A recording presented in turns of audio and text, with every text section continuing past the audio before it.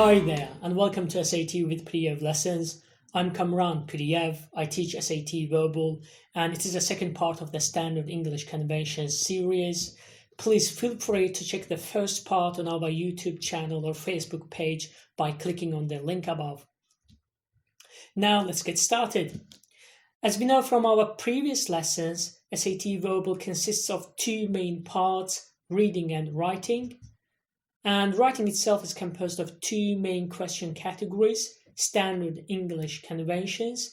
And today we're going to talk about the second part of Standard English Conventions questions types. Standard English Conventions questions require you to edit passages for usage, sentence structure, and punctuation. In the previous lesson, we talked about the conventions of usage, and in this lesson, we're going to talk about the sentence structure and punctuation.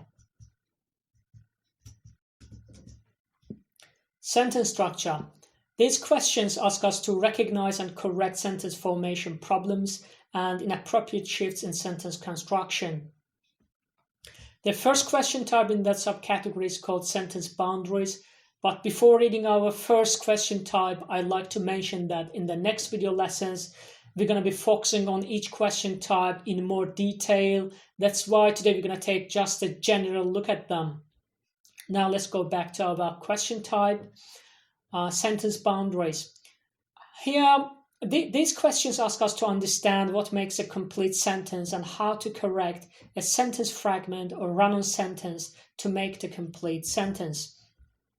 A sentence fragment is a group of words that looks like a sentence but actually isn't a complete sentence. For example, despite having eaten an enormous breakfast, it's a sentence fragment because it lacks its subject and verb, and that's why it cannot stand on its own.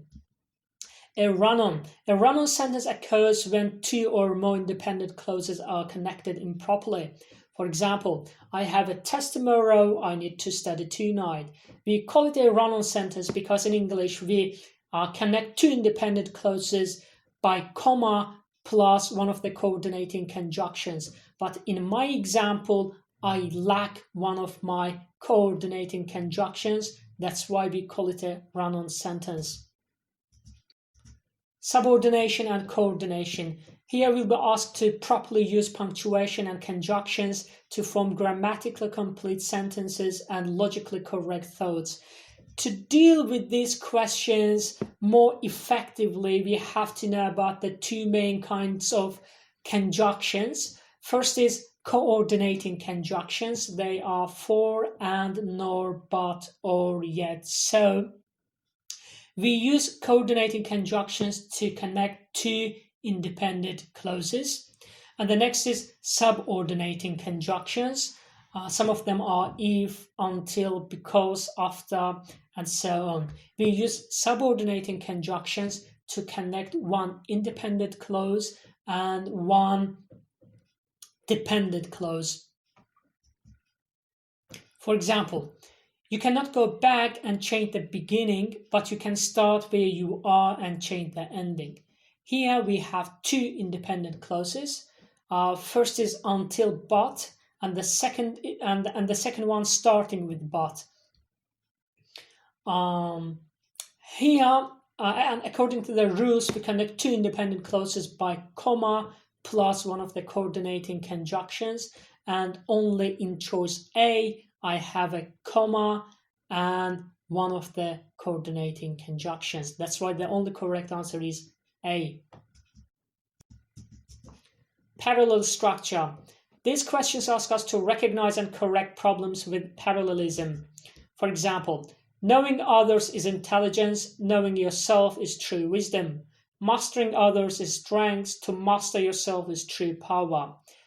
According to the parallelism rule, we have to ensure that all the items in the list are in the same grammatical form. I start my sentence by saying knowing, it's a gerund, and then I continue with the gerund knowing, and then again I continue with the gerund mastering. So for the sake of the parallelism, I have to continue with the gerund by saying mastering. The next question type is called Modifiers Placement. Here we have to recognize and correct problems with modifier placement, including dangling and misplaced modifiers. A modifier is a word, phrase, or clause which functions as an adjective or an adverb to describe a word or make its meaning more specific. For example, by gazing sadly upon his owner, Tina was convinced to give the puppy more food. First of all, I have to figure out who was gazing upon his owner. According to the sentence, it is pretty clear that it was the puppy who was gazing upon his owner. And according to the rules about modifiers, we have to place our modifier as close as possible to the word it modifies.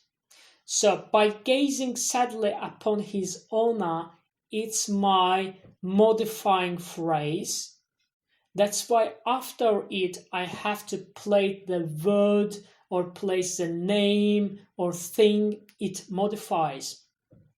So it was a puppy. That's why after I have to put the puppy. That's why A and B out. And I'm between C and D right now.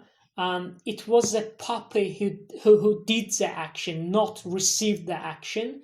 That's why the correct answer only is C. D is out because in D, the puppy receives the action.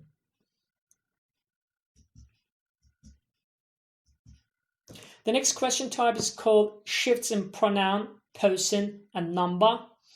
These questions ask us to identify and rectify inconsistent and inappropriate change between the person and number of pronouns. Rectify, it means to correct.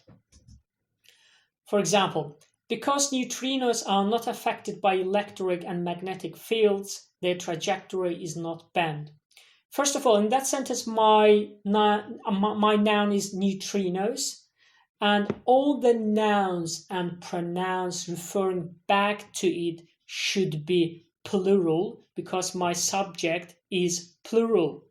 That's why I have to say their trajectories. So the correct answer is D. And the last question type in that subcategory is called shift in verb tense, mood, and voice. Here we have to identify and rectify inconsistent shifts in verb tense, mood, and voice. For example, in 1981, the centennial of Mustafa Kemal Atatürk's birth, his memory was honored by the UN and UNESCO, which declared it the Atatürk year in the world and adopted the resolution on the Atatürk centennial. To do that question, first of all, I have to pay attention to the tense of our verb, and it says his memory was honored, past simple, which declared it the Atatürk year, past simple, and it says and adopted the resolution. So all of them happen at the same time. That's why I'd better continue with the same tense, and in this case with past simple. So the correct answer is A. And the last subcategory is called conventions of punctuation. Here we have to recognize and correct problematic punctuation. In that subcategory, we're first going to go over the question types and then take a look at the examples based on them. First question type is end of sentence punctuation. Here we have to properly use punctuation to signal the end of a sentence or correct improperly used punctuation. The next one is within sentence punctuation. Here we have to properly use punctuation to separate different parts of a sentence or correct improperly used punctuation. And the next question type is possessive nouns and pronouns. These questions ask us to recognize and correct inappropriate uses of possessive nouns and pronouns. The next one is items in a series. Here we have to properly use punctuation to separate items in a list or series. Parenthetical and non-restrictive clauses. Non-restrictive, it means non-essential. Here we'll be asked to properly punctuate non-essential information. And the last one is unnecessary punctuation. Here we'll be asked to recognize and eliminate unneeded punctuation. Now let's have a look at our examples. For example, if the human brain were a computer, it could perform 38,000 trillion operations per second. Wow. The first part is a dependent clause. It starts with if, with the subordinating conjunctions. And after a dependent clause, we always put comma and continue with an independent clause. So that's why the only correct answer is B. And the last example. Uzeyr Hacıbeyli, the father of Azerbaijani, composed classical music and opera, combined Western and Eastern traditions in the field of music education. The comma after Uzeyr Hacıbeyli indicates that the information following Uzeyr Hacıbeyli is not important. It's not essential. And according to the punctuation rules, we have to surround non-restrictive or non-essential information by commas. So then I have to figure out where my non-restrictive, non-essential information ends. And it ends after opera. The father of Azerbaijani composed classical music and opera. So after opera, I have to put a comma. So the correct answer is B. That's the end of our standard English conventions lessons. Hopefully you found this helpful. Thank you for watching. See you in the next video lessons. Bye-bye.